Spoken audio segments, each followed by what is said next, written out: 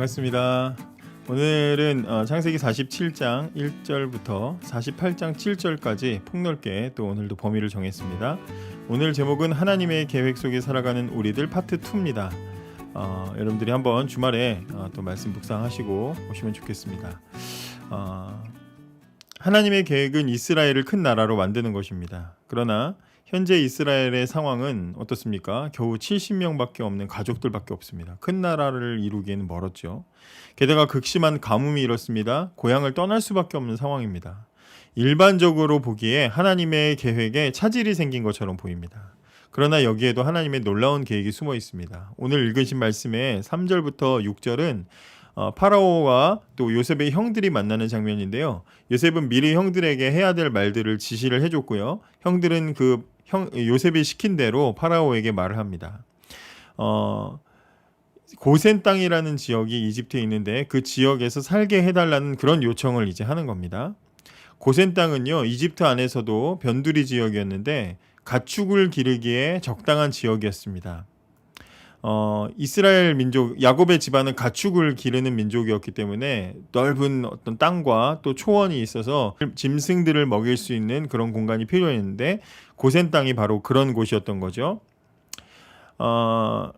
이게 처음에 어떻게 보면은 변두리 지역, 왜 중심부가 아니라 이런 데를 택했을까? 요셉이 이집트인이 아니다 보니까 눈치가 보여서 그런 건가? 또 여기 말하는 거 보면 이집트 사람들이 목축업, 가축을 기르는 사람들을 싫어했다는 말이 나와 있는데 눈치가 보여서 거기서 사는구나, 그렇게 보일 수가 있지만 그게 아닙니다. 요셉이 고센 땅을 선택한 이유는 비록 자기 가족들이 이집트에 들어와서 살지만 그러나 우상이나 훨씬 발달한 이집트의 악한 문화로부터 가족들을 보호하기 위해서였습니다. 이스라엘이 아무리 이집트 안에 있어도 그들이 여기서 평생 머무를 사람들이 아니었습니다. 하나님께서는 400년 후에 그들을 다시 데리고 나오실 것입니다. 그러므로 앞으로 400년 동안 이집트 안에서도 하나님의 사람들이라는 정체성을 또 지키면서 살아야 되기 때문에 그러기에 고센이라는 곳은 굉장히 최적화되어 있는 지역이라고 할 수 있는 거죠. 저는 오늘 이 말씀을 보면서 한 가지 이미지가 떠올랐습니다. 바로 인큐베이터입니다.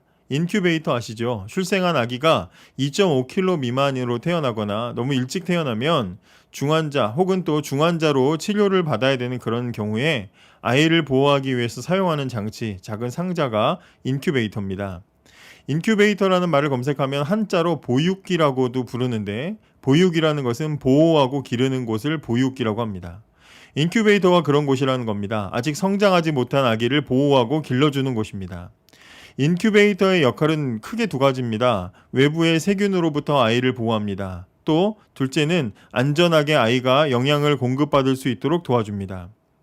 근데 인큐베이터에 중요한 것이 있는데 그게 뭐냐면 인큐베이터에 들어간 아기는 아무리 거기가 쾌적하고 좋은 환경이라고 해도 일정한 몸무게나 크기로 자라고 성장하면 건강해지면 밖으로 나와야 된다는 조건이 있습니다. 사람은요, 성장과 성숙의 과정을 거칩니다. 성장할 기간이 있고 성숙할 기간이 있습니다. 갓난아기에게 성숙을 바라지 않고요, 갓난아기에게는 성장을 바랍니다. 근데 일정한 수준으로 성장하고 나면 그때부터는 성숙해야 돼서 유치원도 보내고 학교도 보내는 겁니다. 거기서 성숙하게 되는 거죠.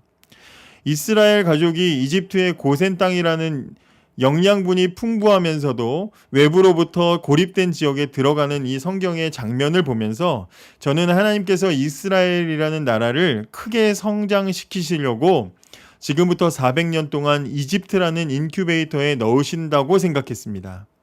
인큐베이터는 외부의 바이러스와 세균으로부터 차단된 곳인 것처럼 마찬가지로 고센 땅은 우상이 가득한 이집트의 문화로부터 차단되었습니다. 인큐베이터는 안전하게 영양을 공급받는 곳인 것처럼 마찬가지로 고센 땅은 짐승들이 먹을 풍부한 초원이 있을 뿐 아니라 성경 47장 12절에 보면 요셉 덕분에 충분히 먹을 것을 공급받을 수 있는 그런 환경이었습니다. 가뭄이 극심해져서 이집트에 사는 사람들조차 먹을 게 떨어져 땅과 재산을 팔아서 먹을 것을 사 먹어야 되는 상황에서도 이스라엘 사람들은 언제나 요셉 덕분에 잘 먹고 잘 지낼 수가 있었습니다. 이스라엘은 이제 안전합니다.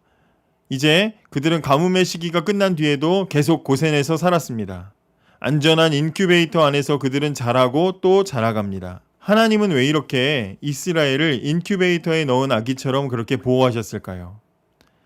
70명뿐인 그들은 작은 가족에 불과하지만 야곱의 12아들들은 훗날 하나님의 백성 이스라엘의 대표 족장들이 될 것입니다. 그들은 하나님이 세우신 나라의 종자들이고 그들을 통해서 예수 그리스도가 태어나게 될 것입니다. 그러므로 하나님은 이스라엘을 집중적으로 보호해 주실 것이다 이 말이죠. 근데 인큐베이터 속의 아기가 건강하게 자라면 밖으로 나가야 된다는 것처럼 고센 땅은 이스라엘의 마지막 정착지가 아니라는 것을 기억해야 됩니다. 그들은 지금 성장하는 중이지만 이제 때가 되면 밖으로 나가야 됩니다. 창세기가 이스라엘의 성장기를 담는 책이라면 그 이후 출애굽기는 이스라엘의 성숙을 담은 성숙기라고 할 수 있습니다. 오늘은 기도하실 때 하나님께서 이스라엘을 성장과 성숙의 길로 인도하신 것처럼 우리들도 성장과 성숙의 길로 인도해 주시기를 기도하시기 바랍니다. 오늘도 미숙한 우리를 성숙한 하나님의 사람으로 만들어 가실 기대가 늘 있어서 오늘도 참 좋은 하루입니다. 감사합니다.